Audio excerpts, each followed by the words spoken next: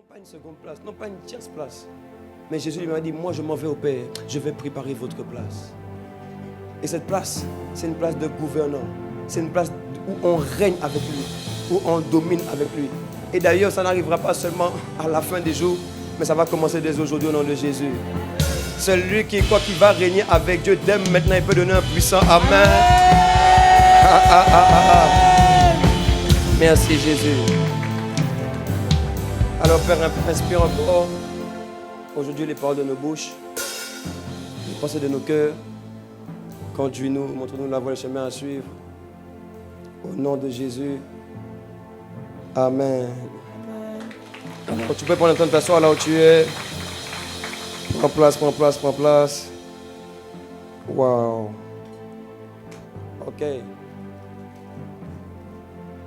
Glory. Est-ce que tu vas bien cette semaine? Bon, est-ce qu'il y a quelqu'un qui est... Non, vraiment... Franchement, si tu n'as pas suivi la conférence là, je t'en supplie, par les compassions de Christ, tu dois aller écouter ça. Tu es d'accord avec moi, non? Le révérend Béni avait dit que... Bon, tout le monde ici a Facebook, non? Avait Facebook. Qui n'avait pas Facebook? Qui a connu? Non, qui n'a jamais eu Facebook? Levez la main. Ah! C'est quoi, je suis trop vieux. Tcha! J'avais jamais eu Facebook. Hey! Vous n'avez jamais eu Facebook? Aïe! Bon, vous savez comment ça fonctionne, non? Qui ne sait pas comment ça fonctionne? Ah! Mais Facebook! Ah ouais, je suis un vieux, c'est ça? Ah! Que Dieu me fasse grâce. Hey! Mais le révérend Béné disait que Instagram. Ah, mais il y a ça aussi sur Instagram, je crois. Je crois que sur Instagram aussi, il y a ça quand tu poses des photos il y a longtemps. Et puis après ça te met un souvenir. Ah, sur Snap? Ah, ok. Ah, si j'ai dit Snap, tout le monde est d'accord. Ah! Tcha! Donc c'est ça, allez, un an jour pour jour. Mais c'est vrai que autant sur Facebook, sur Insta, sur Snap, il y a toujours le memories. Hein? On te dit, ouais, il y a 4 ans, il y a 5 ans. Et puis le révérend Béni disait que... Est-ce que tu veux que je te dise ou je ne te dis pas? Non, mais est-ce qu'il y a quelqu'un qui a soif aujourd'hui? Le révérend Béni disait que... dans les memories, quand tu regardes tes photos d'il y a 5 ans, il y a 5 ans, quand tu as posté la photo, tu te disais frais. Tu avais fait une coupe. Tu dis, là, je sors de chez le coiffeur. C'est terrible. Tu avais acheté ton dernier t-shirt Nike. Hein? Tu as acheté ton... Non. Tu sais quoi même surtout, les photos devant le miroir, là. Tu faisais devant le... Hein? Et tu fais des selfies. Et puis 5 ans après, tu dis, pourquoi j'ai posté ça? Est-ce qu'il y a quelqu'un qui veut dire que je parle un peu? C'est tout nous sur Facebook là. Moi j'ai fait. Non. Il n'y a pas longtemps là, j'ai supprimé sur Facebook. Il y a des dingueries. Surtout quand tu avais 13 ans, 14 ans. Bon, il y en a qui ont cet âge-là. Mais pour nous qui sommes un peu plus grands, à 14 ans, tu faisais des photos. Quand tu sortais avec les parents, tu prends le téléphone des parents, tu fais une photo. Tu dis, ah ouais, je suis chic là et tout. Je suis bien. Et puis maintenant, non, dis-moi maintenant, quand tu vois ça, tu dis, aïe, aïe, à l'époque de swag. Ah. Mais il y en a qui n'ont pas connu ça encore. À l'époque des swag, tu vois. C'est comme là, par exemple, aujourd'hui, on ne met plus de jeans slim. Tu vois, c'est très rare des gars qui mettent des jeans slim. Tu vois. Maintenant, on met tous, tu vois, des pantalons larges comme ça. Est-ce qu'il y a quelqu'un qui me suit? Je ne sais pas si tu me suis. Hein? C'est un peu très rare maintenant. En tout cas, c'est un peu moins à la mode. C'est pas moi ce que les gens mettent en général. Mais à l'époque, tu avais ton jean. Et puis tu sais quoi? Non, de toi à moi. Tu te sentais frais. Tu te sentais bien. Et même, il y en a, ils sentaient que la terre même ne les portait pas. Ils étaient loin. Et puis aujourd'hui, quand tu regardes ta photo d'il y a 5 ans, tu dis, mais oh Dieu, comment ai-je pu faire ça? Tu dis, mais qu'est-ce qui s'est passé? Est-ce que vraiment même j'avais un peu d'intelligence? Alors que quand tu te rappelles, tu te replonges dans la photo, tu te rappelles que tu étais à fond. Tu te dis, non, là je vais poster ma photo à faire des likes. Ah, tu vois de quoi je parle, hein? Ah, tu vois, ton voisin il fait comme si c'est pas lui. Tu vois, justement, ceux qui sourient même pas un peu là, ceux qui sourient pas, c'est que c'est surtout eux.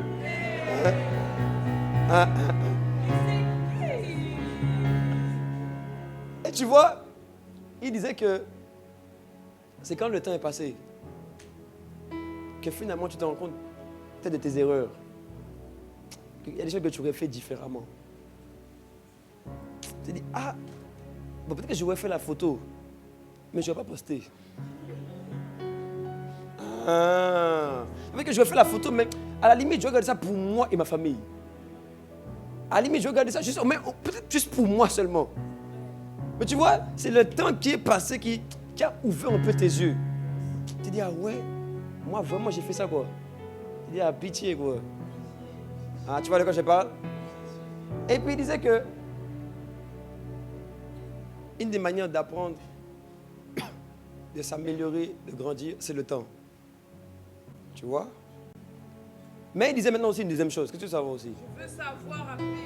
Il disait que, à contrepartie de ça, il y a une possibilité pour toi de ne pas attendre 5 ans pour te rendre compte que tu avais mal fait.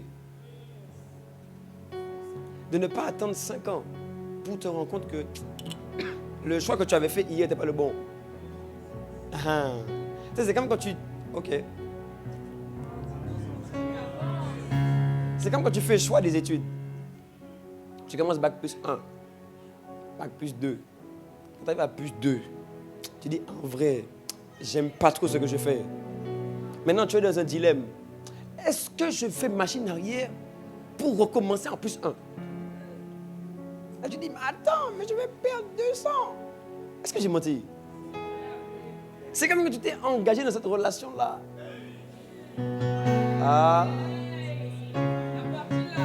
Après, tu dis, non. En vrai, quand je la regarde, elle est très sympa. Elle est super sympa. Je n'ai jamais vu une fille comme elle. Je n'ai jamais vu quelqu'un comme elle. Jamais vu. Elle prie, elle lit la Bible. Elle lit la Bible. Hein? Et puis, au bout de 2 mois, tu dis, mais j'avais pas vu ça au départ. C'est le temps qui t'a révélé. Tu fais comme si tu comprends ce que je dis. Tu fais comme si tu comprends. Tu comprends pas ce que je dis? Tu comprends pas ce que je dis, hein? Ton ami a depuis. Ça fait 5 ans que tu es ami. Mais c'est la 5e année que tu te rends compte que depuis, il mentait.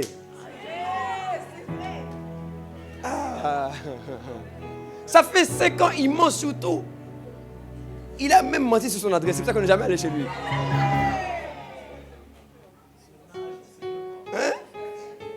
Il ment sur tout. C'est les gars-là, ils te disent, non, moi j'ai eu 15. Et le jour que tu arrives chez lui, c'est ton poteau, tu es dans la chambre. Tu rentres dans sa chambre, on est là, on joue un peu en play. Et puis quand maintenant tu commences à... Tu vois une feuille sur la table.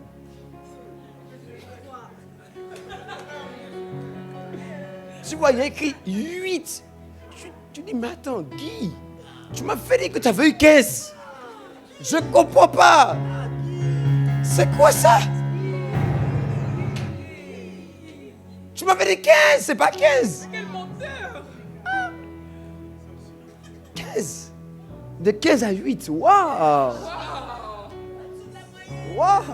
C'est même pas pour dire que, à la limite, peut-être que tu sais, des fois, il y a des... Des fois, tu sais, quand on écrit les chiffres, il y en a, ils se ressemblent un peu.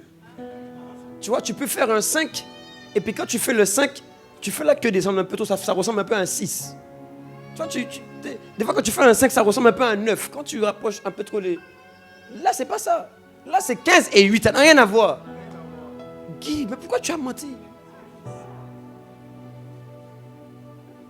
Tu vois que le temps te fait apprendre beaucoup de choses. Mais le temps te fait aussi te rendre compte que tu as perdu beaucoup de temps. Ok, bon, je vais rentrer chez moi parce que ça vous êtes... Ça vous intéresse pas ce que j'ai dit? Hein? Ça vous intéresse pas? Non, si ça te parle de moi, bon, amen, sinon j'avance pas. Et tu vois, le révérend Béni disait que il y a une possibilité pour tout homme de ne pas attendre que le temps passe pour gagner du temps. Il y a une possibilité pour tout homme, homme, femme comme enfant, ancien comme moins âgé, jeune, parent, peu importe, là où tu es. Il y a une possibilité pour toi de gagner du temps. Tu sais c'est quoi? On appelle ça écouter la parole. Tu sais pourquoi? Parce que tu t'es juste rendu compte au bout de 5 ans qu'il te manquait la connaissance. En fait, il te manquait le bon système de pensée. Il te manquait la bonne manière de voir et de regarder. Éphésiens 1, verset 17. Mets-moi en version parole vivante. En fait, il te manquait quoi? Il te manquait le bon regard. Ce qu'il n'avait pas en toi, c'est le bon système de pensée. Je parle à quelqu'un. Tu sais, en fait, la vérité, c'est que c'est pas le temps qui a fait la différence. Parce que tu peux avoir fait 5 ans, mais il y a un an, tu te rappelles, même si tu as fait 5 ans, au bout de 5 ans, tu peux ne pas avoir eu accès à la connaissance qui te permet de comprendre que tu avais mal fait. En fait, ce n'est pas la durée qui fait que tu te rends compte que tu as mal fait. C'est parce qu'au bout juste de temps, tu as pu parvenir à la connaissance. Ok, on dit que je ne vous parle pas. Je ne sais pas si je parle à quelqu'un. Tu as mis là pour moi Éphésiens 1. Attends, vous n'avez pas la version? C'est pas grave, je vais lire ça avec ma Bible. Joue autre chose, j'ai besoin de quelque chose un peu plus soutenu. Allah manto levaille des vases. Tu peux jouer, tu envahis. Tu envahis ce lieu. Ok. Suis-moi, tu es là? Je parle à quelqu'un aujourd'hui. J'ai un désir, mon fardeau, tu sais c'est quoi aujourd'hui? Ce que Dieu a mis dans mon cœur, c'est que le problème, c'est qu'il y a une vie pour toi, mais que tu dois commencer à saisir. Cette semaine, on n'a pas eu de destinée à briller. Et beaucoup d'entre nous, il y en a, en vérité, je vais vous dire la vérité, il y en a beaucoup, on est là, on n'a pas envie de briller. Il y en a beaucoup, on est là, on n'a pas envie d'aller loin. Il y en a beaucoup, on est là, on n'a pas envie de faire de grandes choses avec Dieu. Il y en a beaucoup de nous, on est là, on a juste envie de vivre notre vie. De juste vivre une vie. Le problème, c'est que quand tu vis une vie, mais pas la vie, tu vas échouer. Le problème, c'est que ce n'est pas vivre une vie, c'est vivre la vie que tu as prévue pour toi. Ce n'est pas juste te lever matin, aller à l'école et puis rentrer le soir. C'est pas ça, il y a plus que ça. L'apôtre Yvan explique dans son livre d'ailleurs que j'ai ramené et que je te supplie d'acheter. Il y a les 3 volumes destinés à briller. Parce que tu dois briller, frère. Tu n'es pas appelé juste à être un simple chrétien. Tu es appelé à être ce qu'on appelle une lumière du monde. Tu n'es pas juste appelé à venir à l'église. L'église, c'est un centre de transformation. L'église, c'est un centre d'enseignement. L'église, c'est un centre où on vient télécharger plus de Dieu en toi pour que dehors, tu ailles révéler Dieu. L'église, c'est un endroit où on te prend, on casse les faux raisonnements, on retire l'humanité, on retire la culture de l'homme et on installe la culture de Dieu afin que tu rayonnes. Tu vois, tu n'as pas juste été créé pour venir à l'église le dimanche et puis tu es là, tu es assis en train de me regarder. Peut-être que tu me regardes aujourd'hui, mais demain ou dehors, il y en a d'autres qui doivent te regarder toi. Je parle à quelqu'un. Et le fardeau que j'ai sur mon cœur, c'est que beaucoup d'entre nous, la réalité, on n'a pas envie d'aller loin. Alors que la frustration que tu as en toi aujourd'hui est justement parce que tu ne vis pas la vie que Dieu a prévue pour toi. Et cette vie que tu as prévue pour toi, c'est ce qu'on appelle briller. Là où Dieu veut t'emmener, c'est à la destination qu'on appelle briller. C'est pourquoi l'apôtre Yvan a écrit ces 3 livres. Là, j'ai ramené le premier, c'est la guerre des étoiles. Le deuxième, c'est le protocole divin pour briller. Le troisième, c'est trois clés maîtresses pour parvenir au sommet. Tu vois? Pour parvenir au sommet. Je parle à quelqu'un aujourd'hui. Tu dois sortir d'une vie insignifiante. Si Dieu t'a racheté, c'est pour que en toi, il mette ce qu'il est. Et que les gens commencent maintenant à venir à Jésus à cause de toi. Parce qu'on voit Dieu en toi. C'est pour ça que tu es là aujourd'hui. Donc même arrêtez de venir à l'église, je peux venir à l'église. Il faut venir à l'église. Mais tu viens parce qu'il y a un but. Il y a une mission, il y a un mandat. On appelle ça conquête des nations. On appelle ça conquête des territoires. On appelle ça imposer le royaume de Dieu sur la terre. Est-ce qu'il y a quelqu'un qui est avec moi aujourd'hui ou pas?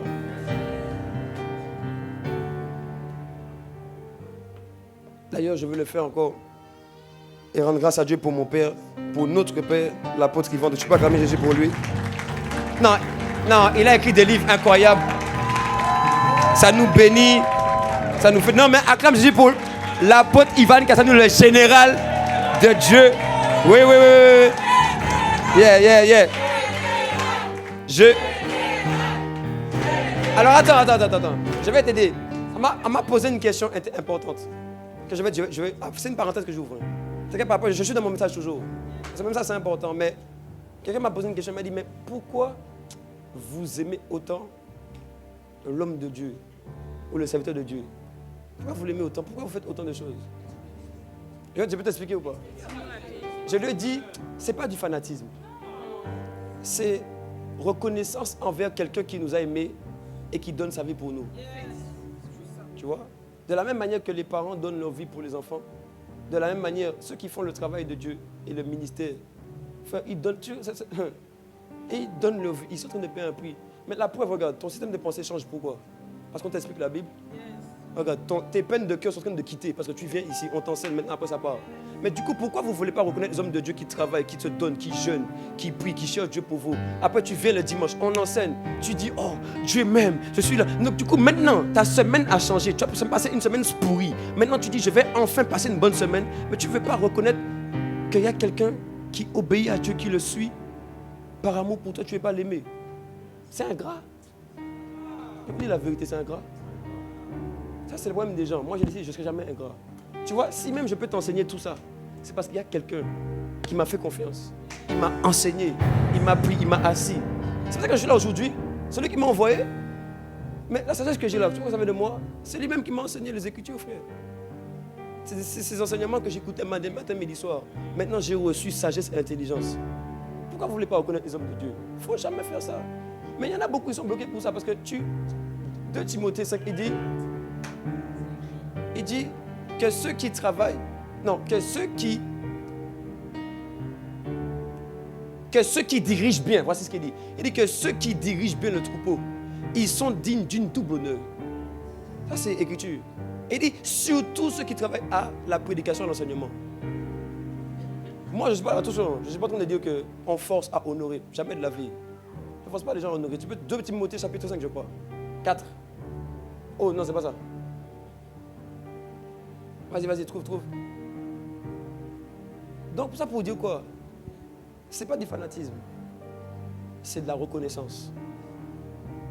Parce que la vérité, c'est que si toi, tu donnais ta vie, tu aurais voulu aussi qu'on reconnaisse ce que tu fais. La vérité, c'est que si toi aussi, tu paies un prix. Moi-même, je vois à ma petite échelle. Des fois, je ne vois pas ma femme. Je passe des nuits, des soirées, on enseigne. On prend le temps, on fait réunion par ici, réunion par là. Mardi, on vient, on fait effigie pour toi, pour que tu puisses aller là où Dieu veut t'emmener. Mercredi, on fait ton enseignement, 21h, minuit. Des fois, on sort encore évangéliser pour que tu apprennes à évangéliser. Tu vois tout ce qu'on fait. Des fois, tu ne vois pas ta femme, pas tes enfants. Tu ne pars pas en vacances. Nous, on est là. Moi, tous les dimanches, je suis là. Depuis Tom, tu pars en vacances. Tu sais, c'est quand je suis parti en vacances la dernière fois. Mais pourquoi? On se bat pour que des gens captent l'œuvre de Dieu, pour que des gens commencent à comprendre que Jésus les aime, alors qu'eux-mêmes, ils fuient Jésus. Et puis maintenant, vous ne voulez pas que je donne à l'apôtre Yvan un peu de reconnaissance et d'amour. Écoutez, moi, je l'aime beaucoup. J'aime ma famille naturelle. Ma famille me soutient, je les aime beaucoup. Mais j'aime aussi mes parents spirituels. Acclame Jésus pour l'apôtre Ivan Castanou. Acclame, oh. On l'appelle le général de Dieu. C'est notre père spirituel. Il donne de sa vie pour nous. Et moi, je le reconnais. Oh, mais non. Tes acclamations sont trop petits. Pousse des cris de joie, Yeah. Alléluia. C'est un général de Dieu. Parce qu'il dit que les anciens qui dirigent bien soient jugés d'indignes. Digne de quoi? On t'a pas dit honneur, on t'a dit doux bonheur. Maintenant, il y a ceux qui dirigent bien. Si tu me vois aujourd'hui, c'est la preuve que lui dirige bien. Et moi, je reconnais qu'il dirige très bien. Par la grâce de Dieu. Mais il dirige bien. Sinon, je ne sais pas là, je ne suis pas aussi content, aussi joyeux. Surtout quoi, ceux qui travaillent à la prédication et à... Tu vois? Donc, arrêtez de mépriser les grâces que Dieu vous donne. Mais honorez-les et respectez-les. Et la grâce sur vos vies va augmenter. Je parle à quelqu'un. Non, tu veux réussir dans la vie, je te donne le chemin pour réussir. Je te donne le chemin pour réussir. Parce que cette semaine, on a dit ça aussi, pour briller. Tu sais, dans tous les endroits où tu veux aller briller là, il y a toujours des autorités en place. Vous croyez que les gens rentrent? Mais c'est pour ça qu'il y a des pactes, il y a des sectes, il y a des choses comme ça. Parce que tu peux pas. Il y en a qui dominent les sphères de la musique. Tu ne peux pas entrer dans la sphère si tu n'as pas pacté avec quelqu'un. C'est-à-dire si tu ne t'es pas soumis à une autorité. On dit que vous ne comprenez pas les principes spirituels. C'est vrai que je mens. Je ne dis pas la vérité. Même à l'école. Tu n'as pas vu comment à l'école on te faisait la misère? Il y a le gars, il n'a pas de titre, hein, mais il y a le groupe, eux, ils ont leur position. Et c'est eux le groupe qui influence. Maintenant, si tu veux être avec eux, tu dois te soumettre à eux et suivre le mouvement. Tu vois, même à l'école, il y avait le principe. Tu fais comme si tu ne comprends pas. Même à l'école. À l'école, tu viens, ils sont là, toi-même tu es là. Moi, je me rappelle, moi j'étais dans le camp.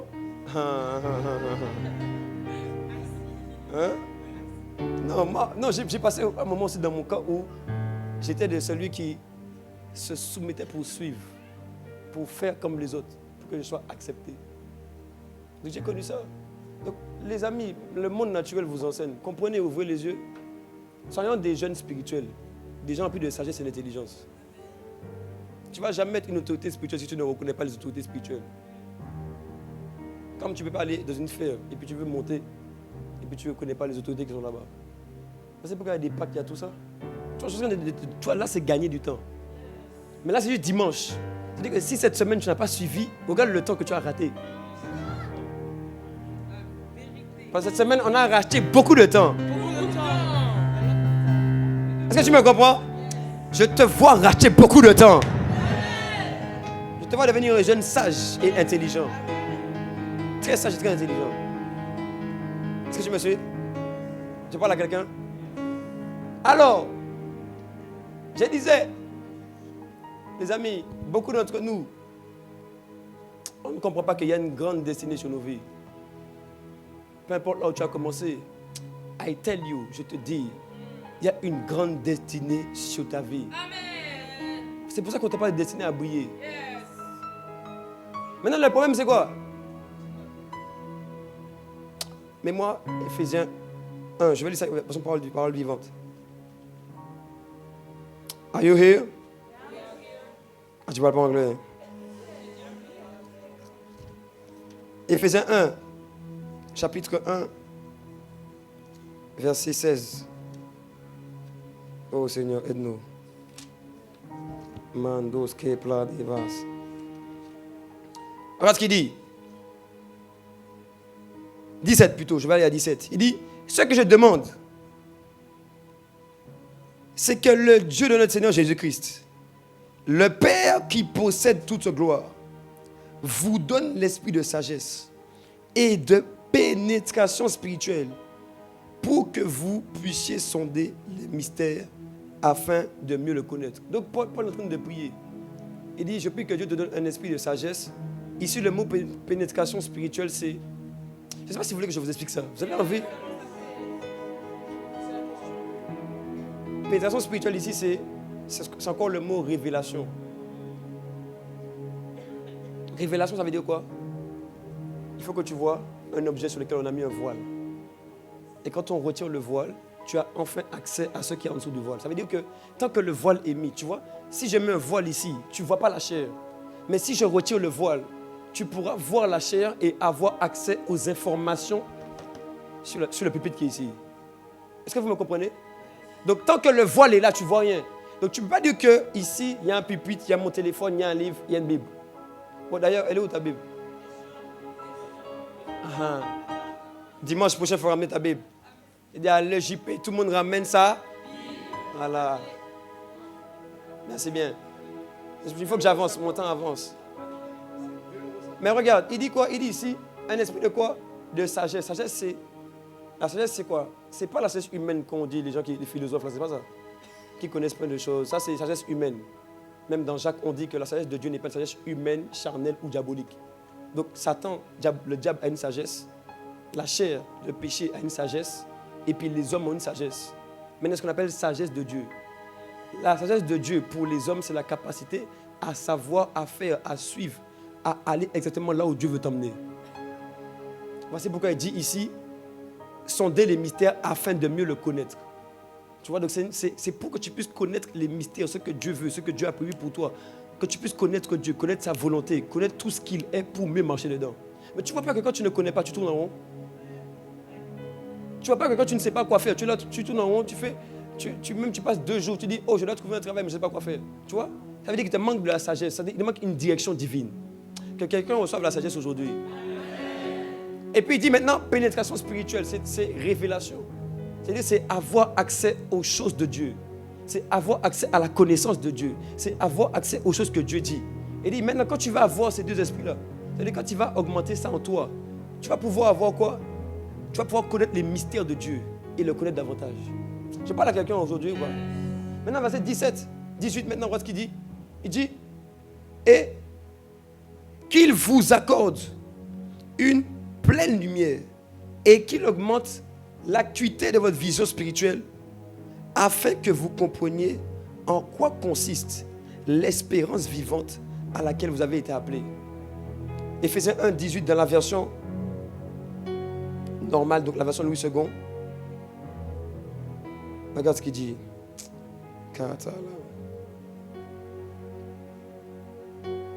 Il dit, et qu'il illumine les yeux de vos cœurs. Donc quand il dit avoir une pleine lumière et qu'il augmente l'acuité, c'est-à-dire la capacité de ta vision spirituelle, il est en train de dire ici en fait qu'il illumine les yeux de ton cœur pour que tu puisses savoir, pour que vous sachiez quelle est l'espérance qui s'attache à l'appel de Dieu. Autrement dit, il est en train de dire d'une manière différente que vous puissiez enfin voir ce que Dieu a prévu pour vous. Et maintenant, quand tu vois ce que Dieu a prévu pour toi, il y a une espérance qui se crée. C'est-à-dire que tu commences à désirer ça. Tu commences à chercher ça. Tu commences à vouloir y aller. Donc, chaque fois que tu vois qu'en Christ, quelqu'un n'a pas envie d'aller loin, ou il n'a pas envie de faire plus, c'est parce qu'il n'est pas conscient de ce que Dieu a prévu pour lui. Je parle à quelqu'un. Donc, ce qui fait que beaucoup d'entre nous, on n'a pas envie de briller. On n'a pas envie d'aller loin. Tu dis, non, mais en vrai, la conquérir le monde, est-ce que c'est pour moi? C'est parce qu'on n'est pas conscient de l'appel qu'il y a sur nous. On n'est pas conscient du plan qu'il y a sur nous. On n'est pas conscient du projet qu'il y a sur nous. On n'est pas conscient de ce que Dieu veut faire avec nous. Matthieu 5, versets 13 à 14. Il dit, vous êtes le sel de la terre. Il dit, si le sel perd sa saveur. Prenons ça. Matthieu 5, 13. Est-ce que quelqu'un est là ou pas? Je suis en train de te pas quelque part, mais je vais poser un bon fondement. Parce qu'il faut que tu me comprennes bien. Regarde ce qu'il dit. Il dit, 13. Vous êtes le sel de la terre, mais si le sel perd sa saveur, avec quoi la lui rendra-t-on? Il ne sert plus qu'à être jeté dehors et foulé aux pieds des hommes. Ça veut dire quoi? Ça veut dire que dans la pensée de Dieu, vu qu'il t'a fait sel de la terre, en fait, lui, il ne te voit pas comme foulé aux pieds des hommes, mais plutôt comme une personne qui attire les hommes à toi. Tu sais pourquoi? Parce qu'on a tous besoin du sel. Tu as déjà mangé un plat sans sel? Ça fait fuir tout le monde. Mais une chose que je sais, écoute-moi bien. Chez nous, là, il y a des choses qu'on ne peut pas retrouver. Je prends un exemple. On n'est pas tous obligés d'avoir, par exemple, une sacoche. Mais je suis sûr que chez toi, il y a du sel.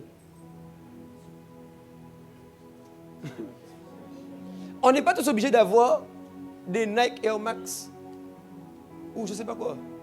Mais écoute-moi bien. D'ailleurs même, on n'a pas tous collier ici. Mais chez nous, il y a du sel. Et quand il n'y a pas de sel, c'est dur. Je ne sais pas si je parle à quelqu'un aujourd'hui. T'inquiète pas, je sais que je t'emmène à quelque part. Et il dit quoi? Il dit quand le sel perd sa saveur, il ne sert plus à rien. Autrement dit, quand tu ne comprends pas à quoi tu sers, tu ne sers plus à rien.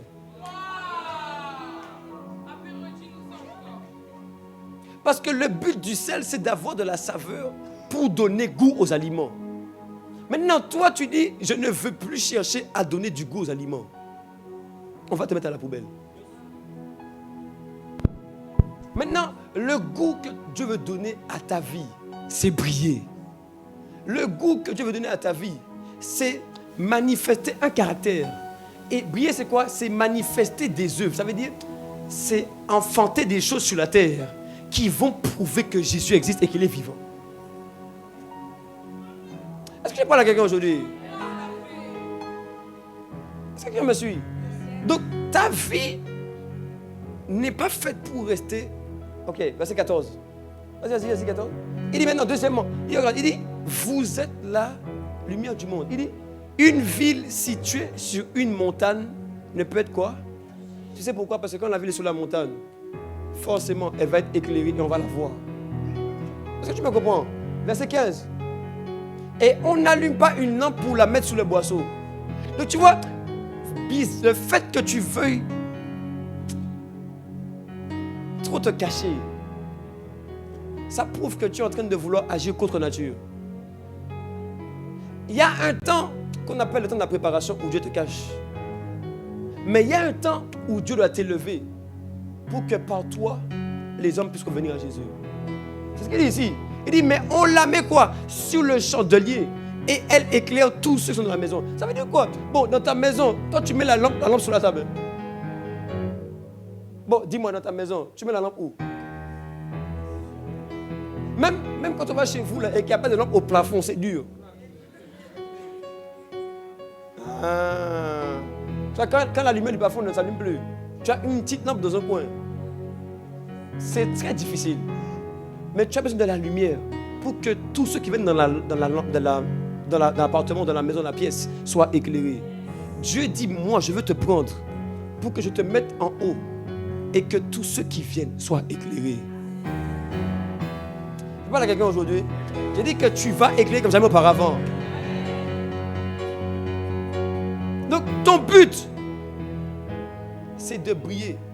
Parce que quand tu brilles, quand tu enfantes des œuvres à la gloire de Dieu, quand tu commences à faire des choses étonnantes qu'aucun homme n'aurait pu penser, quand tu commences à mener une vie, frère, tu n'as jamais vu que quand tu demandes à quelqu'un, j'ai 25 ans, je n'ai jamais couché, je suis dans l'abstinence, tout le monde ouvre les yeux et dit, ah, comment ça? 25 ans? 30 ans, tu es dans l'abstinence. Je dis, mais c'est pas normal, qu'est-ce qui t'arrive? T'es qui toi? Tu vois, on va dire, t'es qui toi? Parce que tu agis contre nature. C'est ça, briller. Le monde est sous ce qu'on appelle l'influence du malin. C'est-à-dire que le monde est dominé par les ténèbres. La culture, c'est les ténèbres. Mais toi, maintenant, tu viens avec le caractère du royaume, avec la pensée du royaume. En fait, tu vis une vie contre nature. C'est maintenant que tu commences à briller. Je vois quelqu'un briller ici au nom de Jésus. Je peux te parler encore? Au travail, tout le monde critique les uns sur les autres. Toi, tu ne fais pas ça.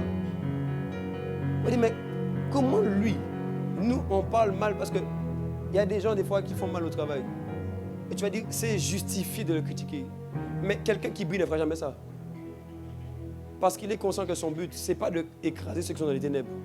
Mais que celui qui est dans les ténèbres, il doit être éclairé par moi et être relevé. Donc ça veut dire quoi?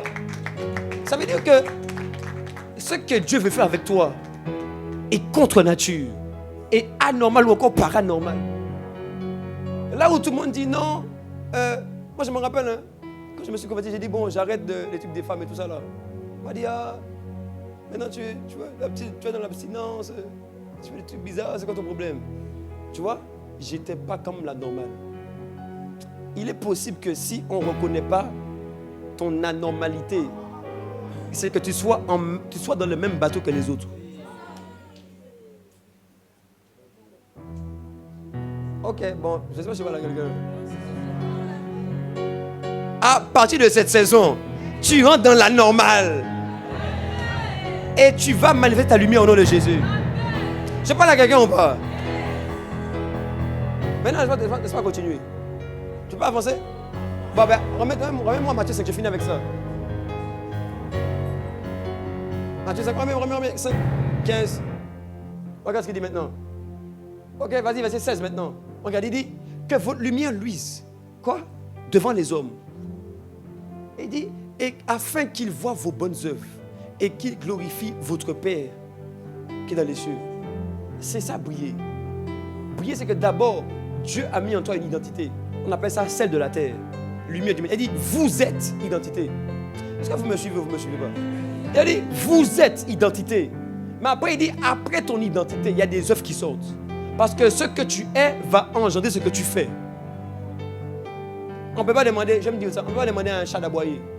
Mais un chien, comme il est un chien, il va aboyer. Écoute-moi, la preuve même que tu es chrétien, c'est que tu fais des choses anormales. C'est que tu enfantes des choses que les gens ne comprennent pas. C'est que tu... Oh, matala, mania. Tu vois, ce qui est anormal, c'est de guérir un malade. Tu vois, normalement, tu es malade, qu'est-ce que tu fais? Tu vas à l'hôpital. Mais comme maintenant, tu es en présence de la lumière du monde et celle de la terre, normalement, il faut aller à l'hôpital. L'hôpital, maintenant, est venu à lui par ma présence. Tu vois, au travail, il y a des... Oh, matala. Ok. Daniel. Je rentre dans mon message maintenant. Regarde, Daniel. Chapitre... Je vais commencer directement au chapitre 2, verset 1. La seconde année du roi Nebuchadnezzar. Nebuchadnezzar eut des songes. Il avait l'esprit agité et ne pouvait dormir. Le roi fit appeler les magiciens, astrologues, enchanteur chaldéens, pour qu'ils disent ces songes. Donc le roi a des rêves qu'il n'arrive pas à expliquer. Ils vinrent et se présentèrent devant le roi. Le roi leur dit, j'ai un songe. Mon esprit agité, je vous le fais connaître. Les Chaldéens répondirent, ô roi, viens éternellement. Et après, il dit, dis le songe. Et nous donnons l'explication. La vérité, c'est qu'aucun de ces gens-là n'ont réussi à le faire. Quand tu lis après, là, aucun n'a réussi. Ils ont tous échoué. Voici pourquoi. Il s'est passé quoi?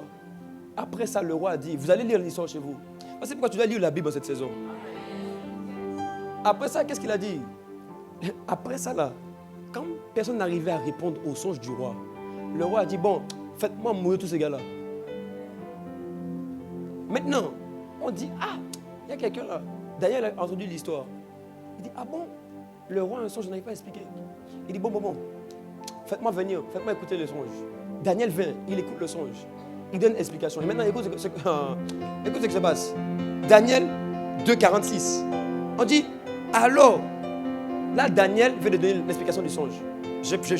J'avance. Il dit, alors le roi Nebuchadnezzar tomba sur sa face. Il se prosterne devant Daniel. Et il ordonna qu'on lui offrit des sacrifices et des parfums. Écoute-moi bien. Briller va faire en sorte que les richesses du monde vont venir à toi. La raison pour laquelle, vous savez pourquoi les chrétiens galèrent beaucoup? C'est de que je te parle. Parce que les chrétiens veulent vivre l'élévation comme les gens du monde le vivent. Alors que nous avons un royaume qu'on appelle le royaume des cieux. Nous sommes dans le royaume de Dieu. Dans chaque royaume, il y a ce qu'on appelle des principes ou encore des lois. Maintenant, dans le monde, il y a encore d'autres lois. Parce que le monde est gouverné par ce qu'on appelle le royaume des ténèbres. C'est pour ça que dans le monde, il y a ce qu'on appelle ascension fulgurante. Quelqu'un arrive du jour au lendemain, il monte. Ça n'existe pas chez nous, frère. Chez nous, Dieu est un Dieu de fidélité. Il doit te travailler et voir que tu es fidèle. La raison pour laquelle tu es frustré aujourd'hui, elle n'est pas valable. Parce que tu dois comprendre que Dieu, il a un temps dans lequel il travaille avec toi, dans l'intimité, à te connaître, à ce que tu le connaisses, tu connaisses la parole, que tu deviennes ferme. Regarde, imagine, attendez, pause. Aujourd'hui même, des fois, tu es découragé quand on te dit non. Maintenant, toi, tu veux monter, et puis on te donne des grandes habilités. Toi, tu veux beaucoup de richesses, mais le jour où on te dit non, là, tu vas bouder, tu vas saluer le nom de Dieu. Ah, vous ne voulez pas dire amen? Ou bien alors j'ai menti. Aujourd'hui seulement, petit message qu'on t'a envoyé, tu boudes. petit message. Et sur ton compte en banque, il y a même pas 100 000 euros. Donc imagine maintenant, tu as des millions. Et puis tu gardes ton caractère là. Voici pourquoi Dieu travaille dans l'intimité, dans le lieu secret. Et après ça, comme Daniel, comme David, comme Joseph, l'homme qui l'a travaillé, il le prend et il l'élève. Je vois quelqu'un être élevé par Dieu au nom de Jésus. Est-ce que quelqu'un me comprend, non? Non, garde mon passage, garde mon passage. Je peux avancer encore? Je n'ai même pas encore dit ce que je veux dire. Parce que tu as faim. Regarde. Regarde ce qu'il dit. Hein? Donc pourquoi tu as brillé? C'est parce que en brillant maintenant, tu sais pourquoi? Quand quelqu'un commence à avoir des idées qu'on n'a jamais vues, tu ne vois pas comment même dans le monde, quand tu as une idée qu'il n'avait jamais vue auparavant, on fait ce qu'on appelle brevet, frère. Maintenant, pour utiliser ton idée, on doit te payer. Pour utiliser ce que tu as fait là, on doit payer. Ça s'appelle droit. Il y a des droits d'image. Il y a des droits pour même utiliser les sons. C'est-à-dire que même quand tu fais une musique, tu veux reprendre la musique de quelqu'un d'autre, tu veux reprendre l'instrumental, tu dois payer des droits. Pourquoi? Parce que quelqu'un est en train de briller. Il a enfanté des œuvres. Maintenant, tu dois, pour jouir de ça là, il faut maintenant lui donner l'argent. Ok, bon, je ne sais pas si je parle à quelqu'un. Est-ce que quelqu'un a gagné en sagesse? Donc, c'est pour ça que tu dois briller. Parce que quand tu vas briller, ce que Dieu va faire avec toi va faire en sorte que maintenant, les richesses vont venir à toi. Et tu pourras maintenant avoir beaucoup pour faire des bonnes œuvres. Pour maintenant aider les autres. Ouais, pour maintenant se mettre à l'église. Pour maintenant aider les gens dans l'église. Pour maintenant aider aussi ta famille. Comme ça, ils vont voir maintenant, il y a une lumière ici. Mais depuis, tu as un bon cœur, mais tu n'as pas la capacité. Tu sais pourquoi? Tu n'es pas entré dans le protocole pour aller briller. Ah oui. Mais cette chose, ça va changer. Parce que Dieu te fait entrer dans le protocole pour briller. Je ne vais pas avancer encore. Ah, ce qu'il dit. Il lui donna le commandement de toute la province et l'établit chef suprême de tous les sages. Premier niveau. Daniel est passé. Daniel, le petit garçon qu'on ne connaissait pas, juste là dans le royaume, il est passé parce qu'il a répondu à un problème insolvable. Tu vois, c'est ça briller. C'est répondre à des choses où les gens ne savent pas répondre. Juste à cause de ça là, Daniel est passé chef des sages. C'est-à-dire qu'il n'est même pas passé par employé. Il est passé par responsable des employés. Maintenant, regarde. Deuxième étape. Aujourd'hui, on va lire la Bible. Moi, j'aime la Bible. C'est doux. Regarde encore. Maintenant, Daniel 5, verset 29. Maintenant, le roi d'après a encore un problème.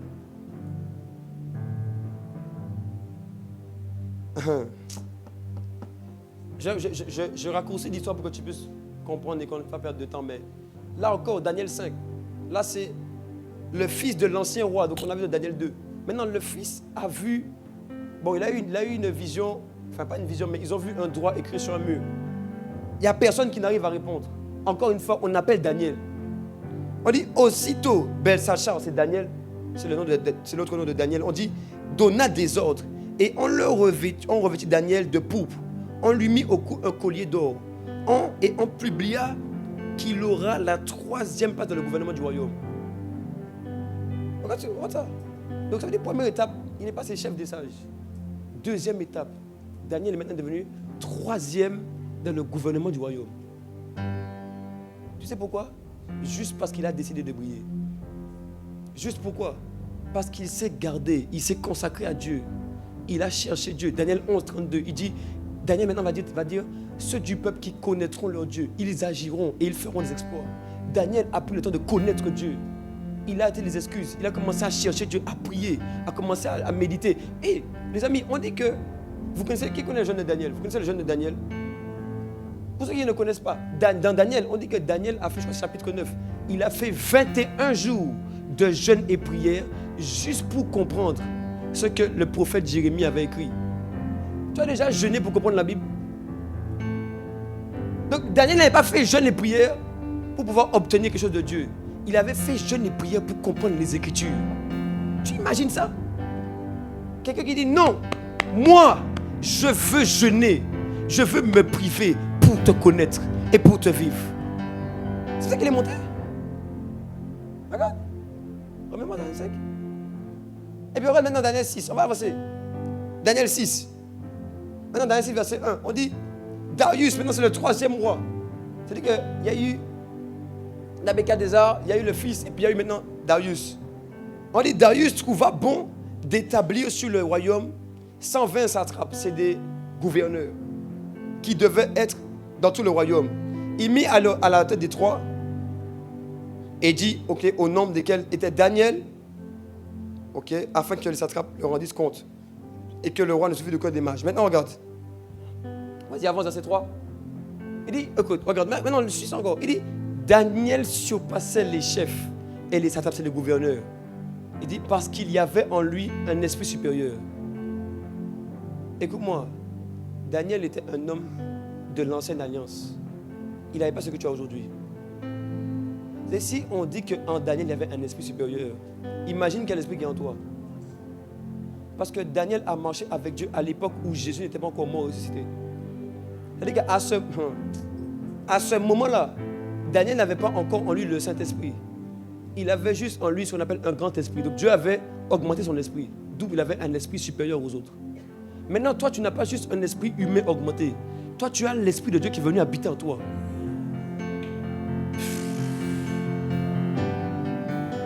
Regarde ce qu'il dit ici. Il dit, et le roi pensait à l'établir sur quoi? Sur tout le royaume. C'est-à-dire que le roi ne...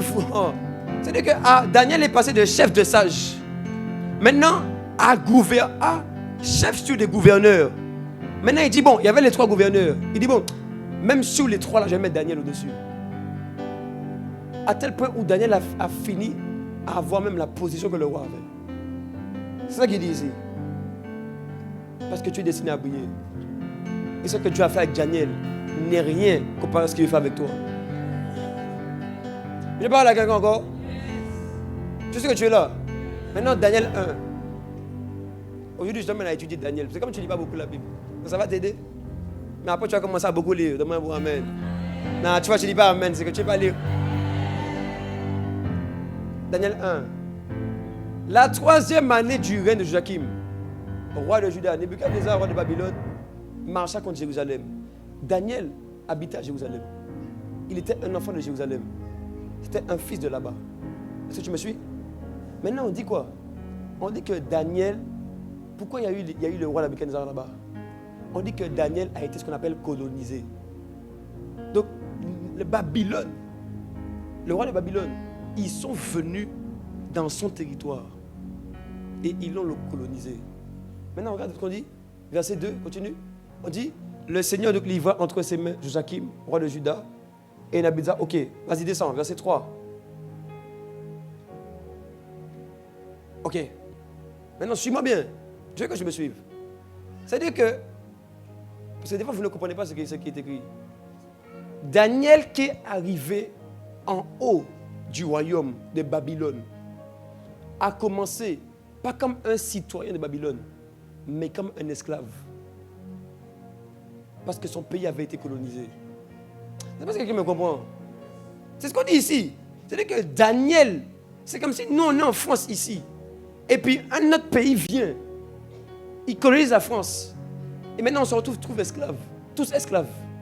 Maintenant, Daniel est passé de esclave à presque au niveau du roi.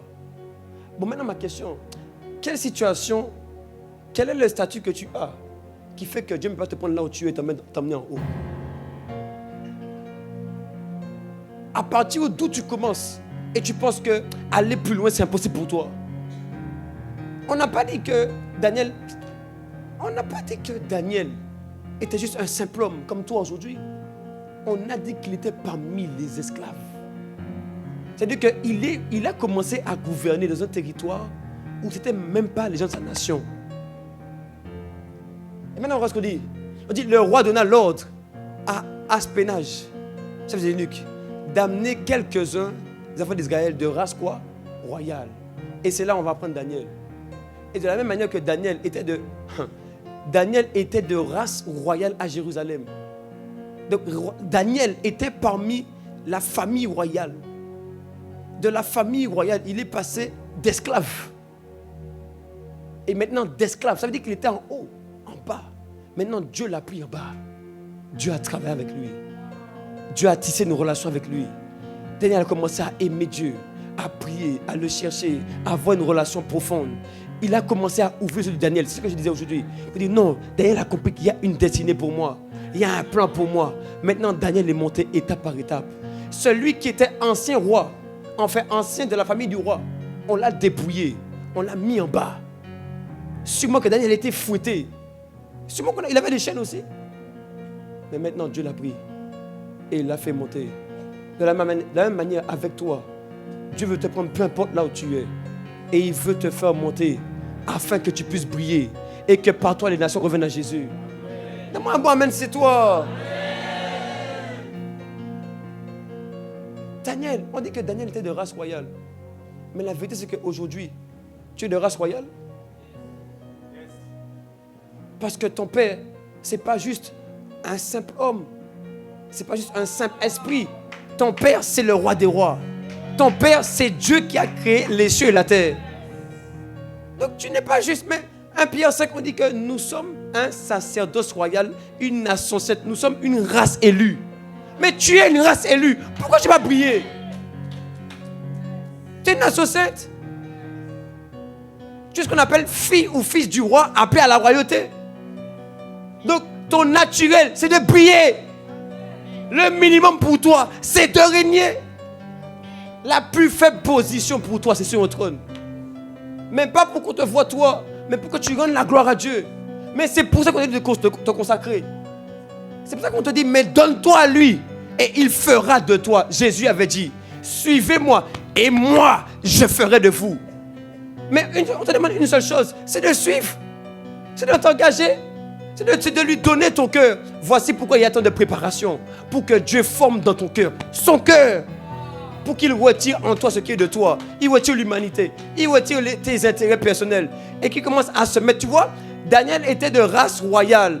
Maintenant, on t'a dit que toi, tu as été adopté, tu es devenu fille du roi. On doit imprimer aussi en toi la race royale. On doit t'apprendre à vivre comme un roi. À marcher comme un roi. Marcher comme une reine. Vivre comme une reine. On doit t'apprendre dans le palais comment on mange. Mais c'est ça que tu veux faire avec toi. On s'en fout de là où tu as commencé. On s'en fout de là où ta famille a commencé. Dieu veut seulement voir, est-ce que toi tu es prêt à ce qu'il te prenne, il te fasse monter et briller. J'ai dit que tu vas monter, tu vas briller. Amen. Non, ton amen est trop petit. Amen. Mais c'est pour vous.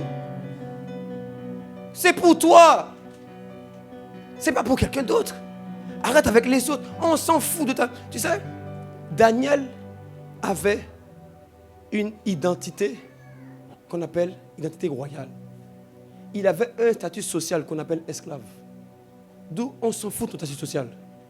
Même de là où ta famille, les problèmes de ta famille, ça ne va pas dans la famille. Là on a commencé, il n'y a pas d'argent, il n'y a pas... On s'en fout de ça. Ce n'est pas un problème pour Dieu. Dieu prend les choses viles qu'on avait abandonnées, mises de côté. Il les prend, il les bâtit, il les construit. Il fait passer par des épreuves. Et après il te fait monter. C'est comme ça que Dieu fonctionne. C'est pour ça que tu dois te consacrer. Parce qu'il y a une destinée glorieuse sur ta vie. De la manière que Daniel était devenu chef des chefs. Mais Dieu veut te mettre chef en quelque part. C'est ça que... Pourquoi tu m'habilites? Pourquoi tu... Je ne sais pas si quelqu'un comprend ce que je suis en train de dire. Les amis, Dieu a mis dans mon cœur un fardeau. C'est que tu comprennes et que tes yeux s'ouvrent aujourd'hui sur qu'est-ce que Dieu attend de toi et qu'il veut faire avec toi. Et que tu arrêtes de tourner en rond. Parce que le plan est déjà tracé. On ne vit pas, on n'est pas en train de créer un film. Dieu a déjà tracé le film d'avance. Maintenant, obéissance, c'est simplement regarder le film comme si tu étais à la maison. On ne requiert rien. Il a déjà tout acté de base. Ta destinée est déjà tracée de base.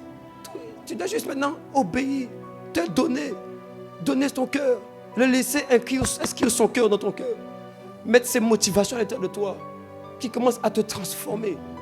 Que tu acceptes des fois de renoncer à toi. Daniel 1, verset 8. La Bible dit que quand Daniel avait été pris, il était esclave. Mais qu'est-ce qui s'est passé? On dit non, Daniel, maintenant vous allez manger les mets du roi. Il y avait une table, on a dit mangez ça tous. Il a dit non. Daniel résolut en son cœur de ne point pécher. de ne pas se souiller. Tu sais pourquoi? Il est conscient de qui il est. Ce n'est pas une histoire d'esclavage. C'est une histoire de qu'est-ce que je suis conscient que je suis à l'intérieur. On s'en fout de là où je commence. Ce n'est pas un problème. C'est est-ce que tu es prêt à te donner pour aller là-bas? Est-ce que je parle à quelqu'un? À partir d'aujourd'hui, tu oublies ton statut social. Tu oublies ta famille, les problèmes de famille, on a commencé comme ci, comme ça. Tu oublies les noms, il y a l'argent, il n'y a pas d'argent. Tu oublies les oh je connais pas. Ce n'est pas un problème pour Dieu. Il peut mettre en toi la sagesse. Il peut mettre en toi l'intelligence. Moi, je ne connais pas tout ça. Je n'ai pas de cette sagesse-là. Mais c'est parce que je me suis donné, j'ai marché avec lui. J'ai dit c'est bon, Seigneur, me voici. J'ai compris, il y a un plan merveilleux. Il y a des nations qui attendent. Il y a des gens qui ont besoin de te connaître. Me voici. Et quand maintenant j'ai fait ça, ça a changé. Je ne dis pas que tout a été facile, mais je dis que l'impossible est devenu possible. Oh, je vois l'impossible devenir possible dans ta vie. Amen. Non, si c'est toi de moi un vrai, un puissant, amen. À partir d'aujourd'hui, que Dieu ouvre tes yeux, que tu vois l'appel qu'il y a pour toi. Sûrement tu dois régner en politique, sûrement tu dois régner dans les affaires, sûrement tu dois régner dans n'importe quel endroit, mais tu n'es pas voué à l'échec. Écoutez, j'ai un fardeau. Comment dans le 91? On dit que tous les jeunes qui sortent de là, c'est quelqu'un qui font du rap, et puis c'est tout. Nous, on doit faire la différence. Moi, des fois, je dis que je sais pas, tous les jeunes que je croise, ils visent pas loin. Ils visent que le quartier. Après, tu vas dire que tu es enfant de Dieu. Tu sais que Dieu règne sur quoi? Il règne sur les cieux et sur la terre, frère. Et puis maintenant, c'est devenu... Écoutez, on est entré... Il y a une grande ruse. C'est de faire croire aux gens que, comme tu ne veux pas aller loin, du coup, tu es humble. Écoute-moi bien, tu n'es pas humble. Humilité, c'est suivre Dieu. Humilité, c'est obéir à Dieu. Humilité, c'est voir comme Dieu. Et maintenant, toi, tu es là, tu dis, oh non, bon, moi, je suis un gars, je fais mes affaires. Frère, c'est pas ce que Dieu veut pour toi. Ce que Dieu veut pour toi. Tu as commencé dans les quartiers, famille nombreuse, famille décomposée, famille divorcée. Tu as commencé à adopter. Il veut que là où tu as commencé, ce soit la base du témoignage. Afin que demain, on puisse dire, mais elle a commencé en bas. Comment c'est possible? Là, on va dire, c'est le doigt de Dieu. C'est la gloire de Dieu. C'est la lumière de Dieu. C'est Dieu qui a fait ça. Elle s'est donnée. Elle a ouvert son cœur. Elle a dit, non, Seigneur, prends-moi. Aide-moi. Elle a cherché le cœur de Dieu. Il l'a fait. Et maintenant, lui qui était en bas, Dieu l'a élevé. Je le vois faire ça en toi. Oh non, si tu me donnes un puissant amen, la grâce vient sur toi. Ayama. Écoute-moi bien. On va se lever, on va prier. Daniel 1, verset 12. Ou verset 11 plutôt.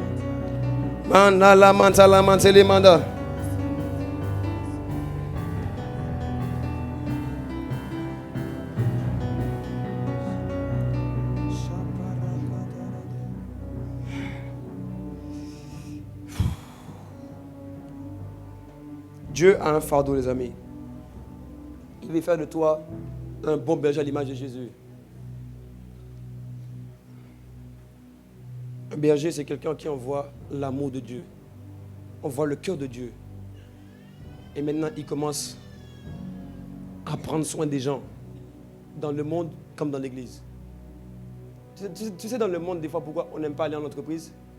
Parce qu'on a des managers qui ne sont pas des bergers. Qui sont des dictateurs. Voici pourquoi Dieu nous a créés bergers. Il a mis en nous ADN de berger. Ça ne sert à rien de réfléchir. Il y a déjà en toi ADN pour prendre soin des autres. Parce que depuis que le Saint-Esprit est venu en toi, maintenant il y a l'identité de Dieu qui est entrée en toi. C'est pourquoi on te dit qu'à l'église, tu dois être gardien de ton frère et de ta soeur. C'est pourquoi on te dit même dans le monde, tu dois manifester le caractère de Christ. Tu vas être comme un berger. Les gens même du monde voudront être avec toi. Parce qu'on dit que c'est bizarre. Elle a un cœur différent. On aime être avec elle. Elle nous encourage. Elle nous valorise. Elle nous parle. Ça, c'est ce que Dieu veut faire avec toi. À partir d'aujourd'hui, les amis, je vous parle sérieusement. Il faut qu'on arrête de rigoler. On est là pour te bâtir. Il y en a, vous n'êtes trop pas encore assez vraiment intégrés dans l'église. Moi, je vous parle pour de vous, je parle avec mon cœur. Il y en a, vous courez trop. Vous courez trop, vous voulez trop faire à votre manière. C'est pourquoi vous galérez. Alors que dans la vie, c'est emprunter des chemins qui ont réussi, que d'autres ont emprunté avant vous. Et maintenant, tu gagnes du temps. C'est pour ça que tu perds du temps. À l'église, il y a des amis pour disciples là, pour te faire grandir. Intègre franchement. Et accepte aussi d'être enseigné. Des fois d'être corrigé. il va être emmené. Ouvre-toi aussi. Il y en a plein qui sont là en mode non, mais moi, je ne parle pas aux autres. Arrête ça. Parce que la richesse dont tu as besoin est dans tes frères et dans tes sœurs. La richesse n'est pas dans les mains des hommes. Ce n'est pas l'argent. C'est ce qui est en nous. Ce que les gens vendent, c'est leur idée qu'ils ont transformée et qui a créé de l'argent. Donc la richesse est dans les hommes. Ce n'est pas l'argent. À partir d'aujourd'hui, après tu fais comme tu veux, mais je te parle. Nous, on va quelque part. Et tu dois commencer aussi à obéir et à te soumettre pour aller en quelque part aussi. Entre vraiment, intègre-toi pour de vrai. Il y en a plein, vous êtes là, vous êtes à moitié de la demi-mesure. Ton cœur est ici, il est encore là-bas. Tu n'es même pas encore vraiment... Arrête avec ça. Accepte de suivre. Afin de pouvoir aller en quelque part. Parce que c'est bien beau de vouloir briller, mais il y a un protocole. Et dans ce protocole-là, tu vas devoir suivre pour devenir. Je parle à quelqu'un. Est-ce que je vais en parler à quelqu'un? Daniel 1.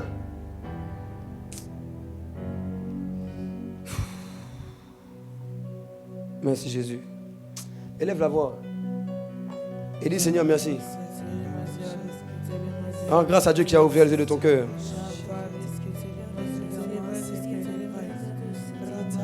Dis-lui merci parce qu'aujourd'hui, il t'a fait comprendre le plan pour toi. Élève la voix, prie, prie. La Bible a dit, c'est quand vous priez, dites. Tu dois élever la voix, parler pour dire Seigneur, merci. Merci pour ta grâce, merci pour ton amour. Merci parce que tu as illuminé les yeux de mon cœur aujourd'hui. Tu m'as parlé, tu m'as montré que comme tu as fait avec Daniel, tu veux et tu peux le faire avec moi. Élève la voix, dis Seigneur, merci. Oh Père, nous te bénissons. Nous te rendons grâce. Merci Seigneur parce que aujourd'hui, beaucoup de destinées ont été repositionnées. Beaucoup qui avaient abandonné vont être encouragés, vont repartir sur le chapeau de roue. Beaucoup vont revenir, vont reprendre place, vont se repositionner et vont commencer à se consacrer, à se donner à toi. Parce que, oh Mantalia, briller, c'est la preuve que tu nous aimes et que tu ne nous as pas abandonnés. Mon frère, ma soeur, tu n'es pas abandonné. Il y a un plan pour toi. Il y a une position aussi pour toi. Il y a un endroit où Dieu veut t'envoyer. Le plus important, ce n'est pas la position. Mais Dieu va utiliser ça pour gagner un maximum d'âme au travail de toi. Il va utiliser ça pour que, en venant à lui et par lui, tu puisses maintenant contribuer à l'avancement du royaume. Toi aussi, tu dois contribuer à l'avancement du royaume. Toi aussi, tu dois servir. Toi aussi, tu dois te donner. Toi aussi, tu as ta part à jouer. Tu n'es pas un spectateur. Toi aussi, tu es acteur du réveil.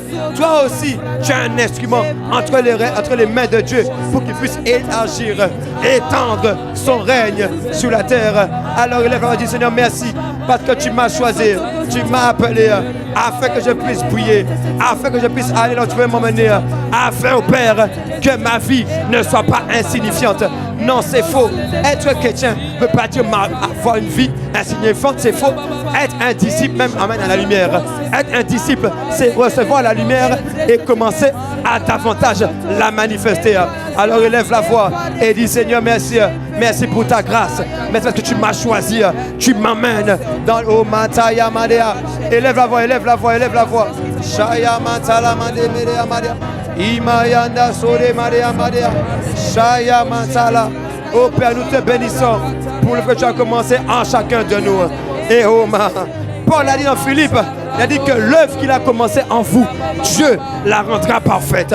Alors je lui merci parce que tu rends l'œuvre que tu as commencé en moi parfaite. Tu me sors du statu quo, tu me sors de la bassesse, tu me sors d'une vie où on ne voit pas la différence entre moi et les non convertis, entre moi, chrétien, et les païens. C'est faux. Cette saison, je suis un disciple. Cette saison, je suis une lumière et je vais briller. Je suis le sel et on verra ma saveur. Oh, pas parce que je cherche les choses, mais je cherche juste Dieu. Et Dieu maintenant en moi se révèle. Et Dieu maintenant en moi commence à s'exposer. Et Dieu maintenant en moi commence à se glorifier. Et Dieu maintenant en moi commence à prendre les règnes et à m'emmener dans ma destinée. Et je vois plusieurs parmi vous qui avez accepté aujourd'hui du milieu de votre cœur de changer de posture de cœur. Je vois Dieu vous ouvrir la porte. Je le vois au Matalamania. Parce que tu as dit Seigneur, je viens à toi. Je vais te suivre. Je veux suivre ton plan. Je veux suivre tes voies. Parce que tu dis non Seigneur, je me soumets à toi. J'arrête de tourner en rond. Je me donne entièrement. Maintenant tu vas voir la porte porte va s'ouvrir. Là où c'était bloqué, ta famille bloquée, tes enfants bloqués, là où, oh Mataya, là où même ton travail, tu ne savais pas quoi faire, école bloquée. J'ai dit maintenant, les portes vont s'ouvrir, car tu dois entrer, pénétrer les lieux et aller prier. Oh, si tu crois ça, tu vas me donner un bon amen, mais on dit que tu ne crois pas. Les manteaux, je dis c'est la saison où l'insignifiance prend fin, où les ténèbres prennent fin, où l'obscurité, la lourdeur s'arrête. Amazaya manemania, Shematore madama. Mais c'est la saison où tu prends le JP, frère, et tu nous amènes, Père, afin de prier. Tu nous amènes là où on n'a jamais été. Oh, tu as dit que la montagne de l'Éternel, ou encore l'église, la montagne de Sion, sera la plus élevée de toutes les montagnes. Père, il y en a plusieurs parmi nous. Tu vas les faire monter. Et ça va commencer dès aujourd'hui. Au nom de Jésus. Makata la matole maria. Donne-moi un bon amen. Si tu as accepté de t'humilier, de suivre, de te donner. Daniel a commencé esclave. Joseph a commencé vendu par ses frères, rejeté par sa famille. Mais il a fini roi. Et même la Bible dit que Joseph dit que Dieu l'a fait père pour Pharaon. Dans Genèse 45. David, quand Samuel était venu voir le père de David, Isaïe, Samuel avait dit à Isaïe, plutôt Samuel, oui, il a dit à Isaïe, ramène tous tes fils, ramène tous tes enfants. Isaïe a ramené tous ses enfants, sauf David. Mais ça n'empêche pas que David, malgré le rejet, malgré l'abandon, la négligence, on l'avait oublié, mais Dieu ne l'avait pas oublié. Les hommes l'avaient mis de côté, mais Dieu avait prévu un plan pour lui. C'est pourquoi maintenant David, Dieu a mis son cœur dans David. Dieu a formé David. Dieu a préparé David. Et celui qui avait été rejeté a fini comme le roi d'Israël, comme le roi de Juda. Il a fini comme le roi. Et même la Bible dit que Dieu lui-même atteste de David qu'il est l'homme selon son cœur qui accomplit toutes ses volontés. Si on t'avait abandonné, on t'avait rejeté, si c'était compliqué, je dis qu'avec toi, Dieu veut te prendre. Il va te former comme David. Il va mettre son cœur en toi comme David. Il va te bâtir. Il va investir en toi. Tu vas te laisser faire par lui. Tu vas te soumettre à lui. Et demain, il va te faire régner. Et de la même manière qu'au Mataya, on n'a pas oublié David jusqu'à aujourd'hui. De la même manière, toi qui es ici et qui donne un bon amen, on ne t'oubliera pas au nom de Jésus. Oh, je dis que par toi, on verra la gloire de Dieu. Par toi, on verra la lumière divine. Par toi, on verra des œuvres et des projets qui font époustoufler le monde, qui font étonner le monde. Au nom de Jésus, donne-moi un bon amen et acclame-lui là où tu es. Tu peux acclamer, acclame. Shalom. Merci Père. Au nom de Jésus.